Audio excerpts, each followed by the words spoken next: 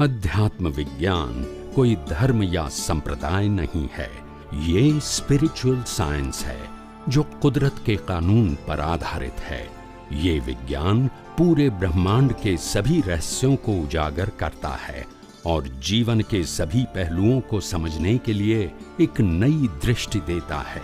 इसी को art of vision कहते हैं, दुनिया को देखने की एक नई दृष्टि, जो अध्यात्म विज्ञानी परम पूज्य स्वामी श्री कमलेशानंद जी के निर्देशन में सनातन सत्य का अनुसंधान कर हमारे जीवन को प्रकाशित करे। जय सच्चिदानंद। जीव मात्र सुख ने खोड़े छे, सेने खोड़े छे? जीव मात्र सेने खोड़े छे? कोईने दुख पसंद नानी उंमरथी समजणो थाय त्यारथी ए सुख खोळवा माटे प्रयत्न करे छे, पण कोई पण उंमरे कोईने पण पूछे 10, 20, 30, 40, 50, 60, 70, 80, 90 कोई पण एजे पूछे तो बधानो एक ज जवाब होय, अमे सुख खोળી રહ્યા છે, प्राप्त थयुं નથી। जवाब साचो खोटो? साचो। मानो तो सुख, मानो तो दुख। હું માનવાની વાત નથી કરતો, તમે ખોળો છો માટે મળ્યું નથી એ સાબિત થાય છે, અને મળ્યું છે તો ખોળતા નથી। બેમાંથી એક જ જવાબ છે, ખોળો છો તો મળ્યું નથી, મળ્યું છે તો ખોળતા નથી। હવે જો આપણે સુખની અપેક્ષા રાખીએ ઇટ મીન્સ કે ખોળો છો, તો પછી મળ્યું હોય તો અપેક્ષા ના હોય ને।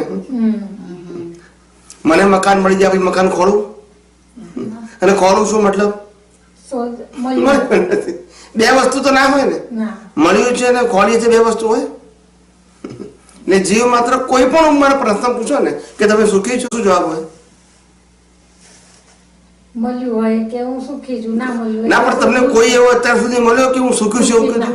એટલે એ પ્રૂવ થઈ ગયું ને કે બધા સુખ ખોળે છે, અને કોઈ પણ એ જે પ્રશ્ન પૂછ્યો તો એક જ જવાબ કે ખોળી રહ્યા છે। 90 વર્ષના પૂછ્યો તો એક જ જવાબ કે ખોળી રહ્યા છે, કોઈ એમ ના કીધું કે મને સુખ મળી ગયું। બધા શું કરે છે? It is under process.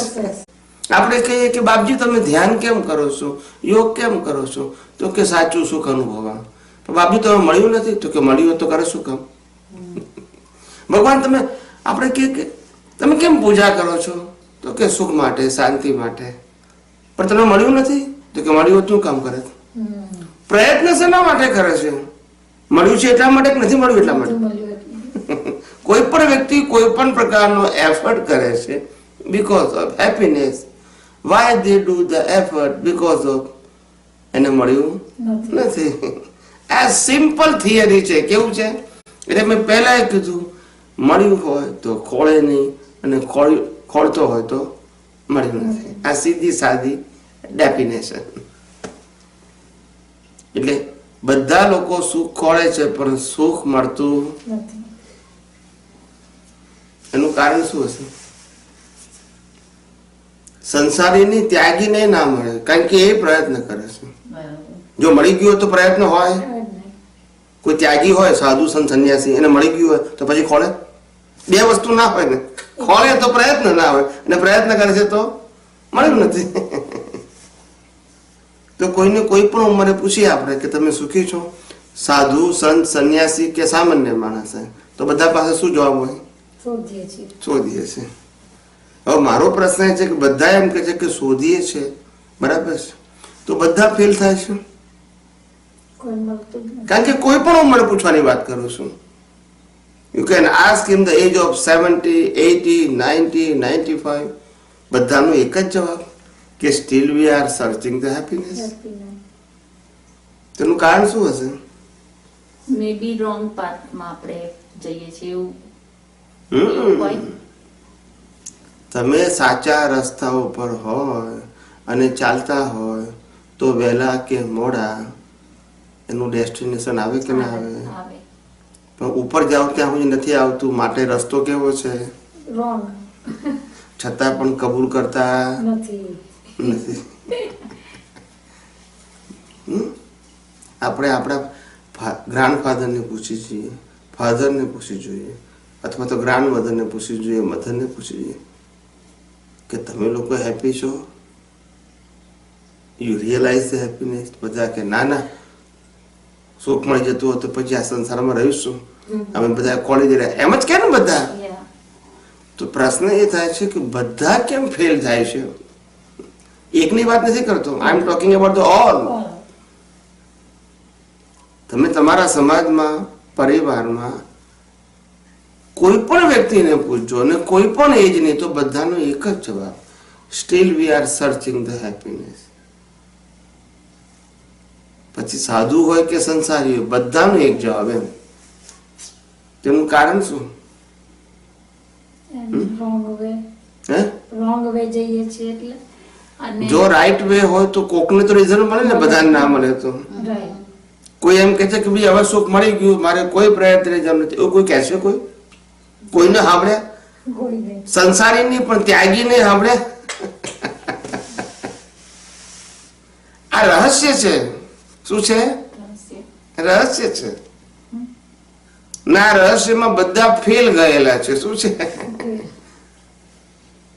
સમજાય છે? કારણ કે સુખ છે પણ ક્યાં છે તે ખબર જ નથી. મોટા ભાગના માણસો ખાવામાં, પીવામાં, કપડામાં, પૈસામાં, સંબંધોમાં, સત્તામાં, સંપત્તિમાં સુખ માને છે અને એની જ દોટમાં લાગેલા છે. શું છે? એ બધું હોય એ પણ માણસ દુખી કે નહીં? સત્તા, સંપત્તિ, સાધનો, સંબંધો હોય તો દુખી ને. સમટાઈમ તો બધા હોય જ છે ને. બધા સંપૂર્ણ ક્યાં છે સુખી? પૈસા પૈસાવાળા એ સુખી નહીં હોતા. એ તો કહું છું કે બધાએ જેમાં એ લોકોએ સુખ માન્યું, ખાવામાં, પીવામાં, કપડામાં, ઘરમાં, સંપત્તિમાં, સંબંધોમાં, સાધનોમાં, આ બધામાં સુખ માન્યું, બધું મળ્યું, છતાંય દુઃખી. જેમાં સુખ માન્યું તે મળ્યું છતાંય દુઃખી, એમ કહું છું. છતાંય મળ્યું છે એમાં બી આનંદ કરતા હોય, દુઃખ એટલું રહે નહીં. જે મળ્યું હોય એમાં બી સંતોષ માનીને જો માણસ જીવતું હોય તો એ દુઃખ રહે નહીં. સંતોષ માની અને માણસ જીવે તો દુઃખ રહે નહીં, પણ સંતોષની પારાશીશી કોણ નક્કી કરશે? ઇન્ડિયાથી અમેરિકા આવ્યા ત્યારે નક્કી કર્યું કે $1,00,000 ભેગા થઈ જાય તો આપણે સુખી. લાખ ભેગા થયા કારે $500,000 ભેગા થયા ત્યારે સુખી. $500,000 ભેગા થયા તો હવે નક્કી કોણ કરશે એમ પૂછું છું. આપણે નક્કી કરવાનું ને, ના આપણે તોડવાની ને. એટલે પાછું દુખી ને પાછા. એટલે પાછું આમ કે આમ કામ તો પકવા રહ્યો ને પાછું. આપણે જે પારાશીશી નક્કી કરી એ આવી ગઈ, પાછી બીજી એ આવી ગઈ, પાછી ત્રીજી, એટલે પાછા અધૂરા. એટલે નક્કી કોણ કરે? કોઈ સ્ટાન્ડર્ડ છે ગવર્મેન્ટ નું કે ભાઈ આ સ્ટાન્ડર્ડ આવી ગયું તમે સુખી? એવું છે કોઈ? ભગવાન સ્ટેમ્પ એટલે નક્કી કોણ કરે? આપણે કે સંતોષી નર સદા સુખી, વાત સાચી, વ્યાખ્યા સાચી છે, પણ સંતોષની લિમિટ કોણ નક્કી કરશે? આપણે કોઈ પણ વ્યક્તિને તમે જુઓ તો એની લિમિટ છે? કોઈ સંતોષની લિમિટ છે? Who create the limit? Nothing. તમે નક્કી કરો ને તમે તોડો, તમે નક્કી કરો ને તમે તોડો. પછી એનું એમ ક્યારે આવે? ઉપર જઈએ ત્યારે. એટલે આપણા ઋષિમુનિઓએ અને સાધુ સંત સંન્યાસીઓએ જવાબ આપ્યો છે, સાચો છે કે સંતોષી નર સદા સુખી. પણ સંતોષની કોઈ લિમિટ નથી. દરેકની લિમિટ અલગ અલગ છે અને પાછું એ કેવી છે? એક્સપાન્ડેબલ છે. કેવી છે? જ્યારે જોઈએ ત્યારે બદલી ફિક્સ છે કે ભાઈ આજે મને 20 વર્ષ થઈ ગયા, નાઉ આઈ એમ મેચ્યોર, હવે નક્કી કરી નાખું છું 20 વર્ષે, બીકોઝ આઈ એમ મેચ્યોર કે મને આટલા મળે તો હું સુખી. એવું થાય છે? કોઈ નથી. તો પછી સંતોષ કેવી રીતે રાખવાનો? પછી આપણે રાખવો છે પણ રાખવું કઈ રીતે? પેલા ભાડાના ઘરમાં રહેતા હોય ને અમેરિકામાં, ત્યારે એમ થાય કે આપણું પોતાનું ઘર આવે ને તો આપણે સુખી થઈ જઈએ. પછી પોતાનું ઘર થાય ને પછી કે આ નાનું છે, મોટું થાય ને તો સુખી. પછી મોટું થાય ને પછી એમ થાય કે આ નહીં પેલા એરિયામાં હોય તો સુખી. તો કોઈ એન્ડ આવે છે? એન્ડ હવે સંતોષ કોને કહેવો? આપણે કોને સંતોષ કહેવો? એટલે આખું જીવન આપણું જેમ કીધું ને દરેક માણસ દરેક પરિસ્થિતિમાં શાંતિ મેળવવા જ પ્રયત્ન કરે છે, સ્થિરતાવાળું જીવન જીવવા જ પ્રયત્ન કરે છે, સાચું સુખ મેળવવા જ પ્રયત્ન કરે છે, સાચા ધર્મની આરાધના કરવા જ પ્રયત્ન કરે છે. પણ પ્રયત્નમાં સફળતા એના હાથની વાત નથી.